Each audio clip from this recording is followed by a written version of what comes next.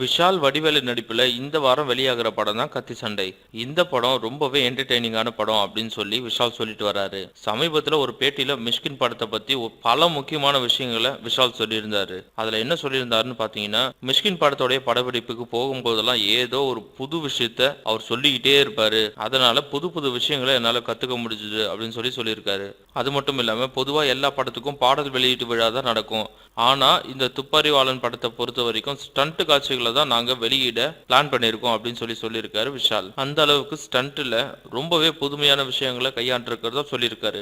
இந்த படம் பாத்தீங்கன்னா வர ஏப்ரல் மாசம் 14ஆம் தேதி வெளியிட திட்டமிட்டு இருக்கிறதா சொல்லப்படுது. ஆனா அன்னைக்கு தான் அஜித்தோடைய தல 57 படமும் வெளியாக இருக்கு அப்படின்றது குறிப்பிடத்தக்கது. இதுக்கு முன்னாடி விஷால் பண்ண படங்கள் எல்லாமே விஜய்க்கு எதிராக விட்டுட்டு வந்தாரு. இப்ப பாத்தீங்கன்னா அஜித்துக்கு எதிராக படத்தை விடுறாரு. இதனால தல ரசிகர்கள் எல்லாருமே ரொம்பவே கோவத்துக்கு ஆளாயிருக்காங்க. விஷால் என்ன சொல்றாருன்னு பாத்தீங்கன்னா, என் படத்து மேல எனக்கு கான்பிடன்ஸ் இருக்கு, யார் படம் வந்தாலும் எனக்கு கவலை இல்லை அப்படின்னு விஷால் சொல்லியிருக்காரு.